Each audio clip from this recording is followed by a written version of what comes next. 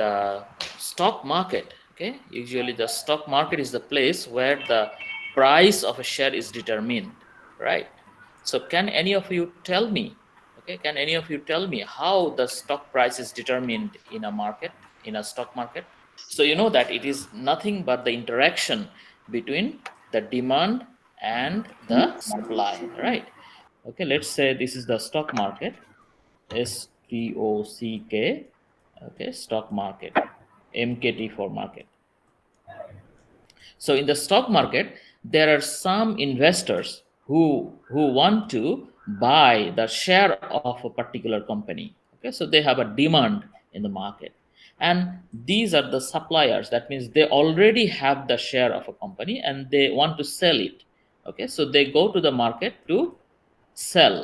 Okay, and the demanders go to the market for buying the share of a company. And you know that the share actually represents the ownership of a company. So if the people, you know that in case of corporate form of business organization, the shares are readily transferable. Okay, and anytime anyone can sell it to another person, but it will not interfere with the management of the company. So if the people, if the people who wants to, if the people who want to sell the share, and if the people who want to buy the share, they come together in the market, you know, there will be a bargaining between them, or there will be an auction between them. Okay, so in this process, ultimately the share price will be determined. So let's say in our example, based on the demand force and supply force, as a result of the demand and supply force, the share price has been determined as 120 in the market. Okay, it has become 120 in the market. Okay, that is our assumption. Now, do you think that this must be the true value?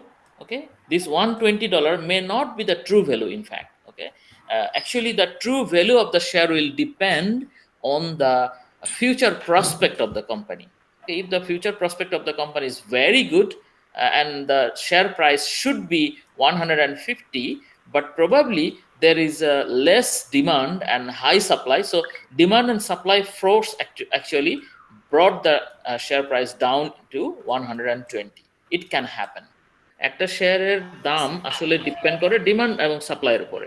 R demand এবং supply কিসের উপরে depend করে? Demand এবং supply depend করে একটা কোম্পানির শেয়ারের যে ফিউচার প্রসপেক্ট বা অনেক ফ্যাক্টরের উপর ডিপেন্ড করে। শুধু ফিউচার প্রসপেক্ট না, অনেক সময় দেখা যায় যে মার্কেটে অনেক রিউমার আসে যার কারণে ডিমান্ড বেড়ে যেতে পারে।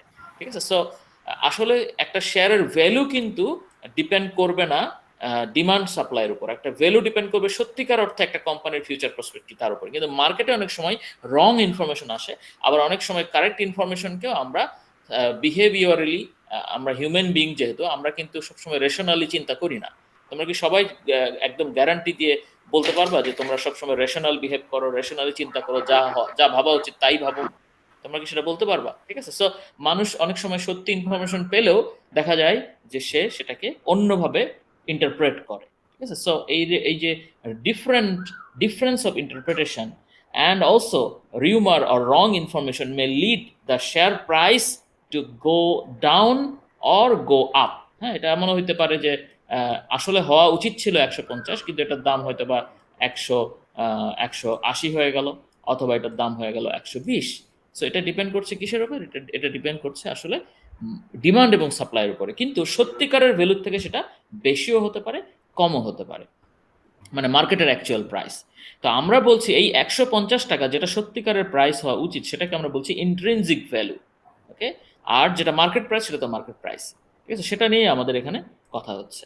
ঠিক আছে, in equilibrium a stock price should equal it's true or intrinsic value. মানে আমরা বলতে চাচ্ছি যে মার্কেটে যদি কোনো রং ইনফরমেশন না থাকতো, মার্কেটে যদি কোনো ইনফরমেশনের ইন্টারপ্রিটেশন রং না হতো, ঠিক আছে, তাহলে একটা সত্যিকারের মার্কেট যদি এফিসিয়েন্ট হতো, হ্যাঁ, তাহলে কি হতো? তাহলে $150 দাম হওয়ার কথা থাকলে সেটার দাম $150 হতো। ঠিক আছে, তো সেটাই বলা হচ্ছে in equilibrium a stocks price should equal it's true or intrinsic value. Okay, but thing is actually আসলে কিন্তু আমরা ওইভাবে একটা মার্কেটকে কখনোই 100% এফিসিয়েন্ট পাই না। ঠিক আছে, সুতরাং সেখানে কি হয়? সেখানে দেখা যায় ইন দ্য শর্ট রান, হ্যাঁ, ইন দ্য শর্ট রান প্রাইসগুলো ওঠানামা করে। কিরকম? তাহলে এই গ্রাফে খেয়াল করো যে আমাদের দুটো লাইন আছে। একটা হচ্ছে একটা হচ্ছে আমাদের ব্লু লাইন, আর একটা হচ্ছে গ্রিন, আর একটা হচ্ছে blue. So the blue line is actually the intrinsic value, as you can see here. Okay, the blue line is actually the intrinsic value. So this blue line is actually showing you what the price of the share should be in the market.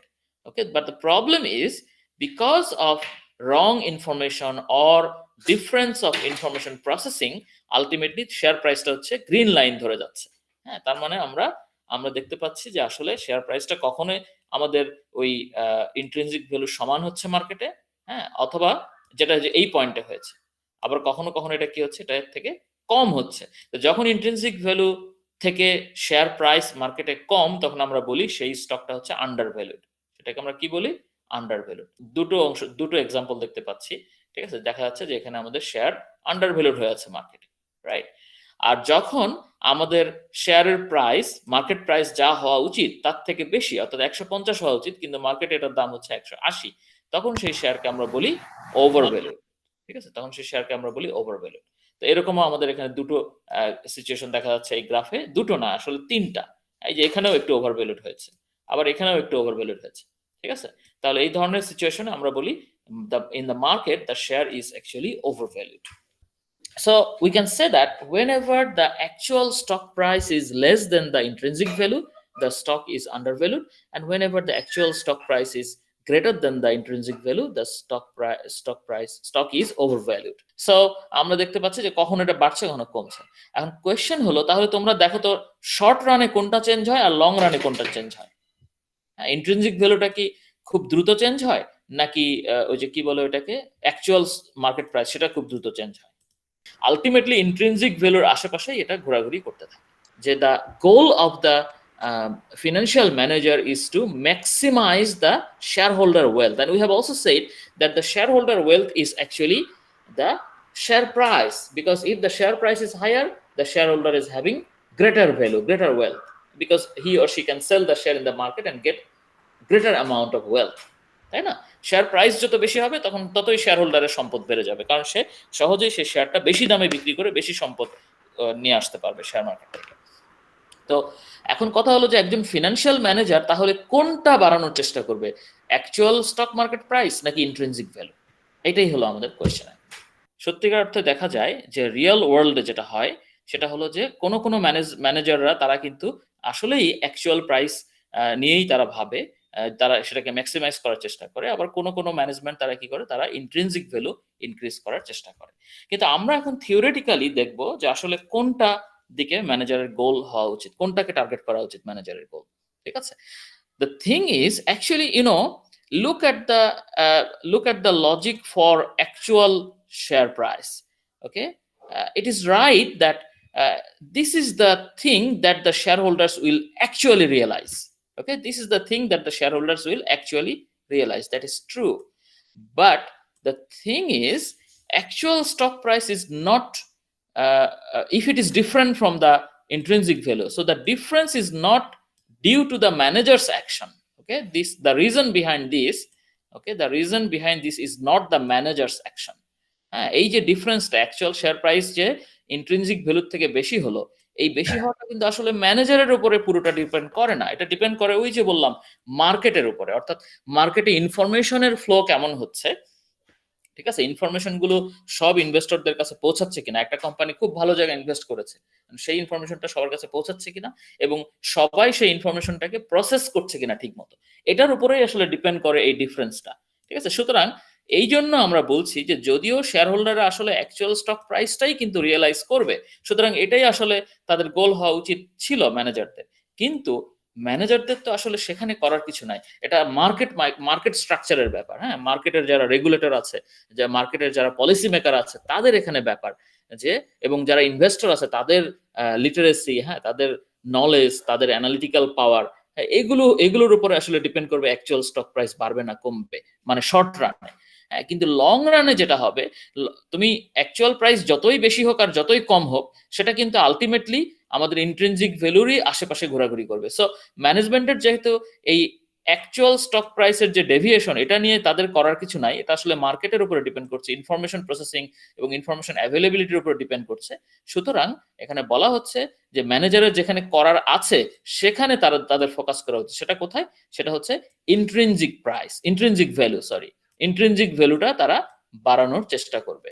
এবং intrinsic value যদি বাড়ে, তারপরেও যদি কোনো কারণে actual market price কমেও যায়, সেটা আলটিমেটলি রিভার্ট করতে বাধ্য। হ্যাঁ, কারণ এক সময় মার্কেটে ইনফরমেশন চলেই যাবে, তখন in the long run it will ultimately increase.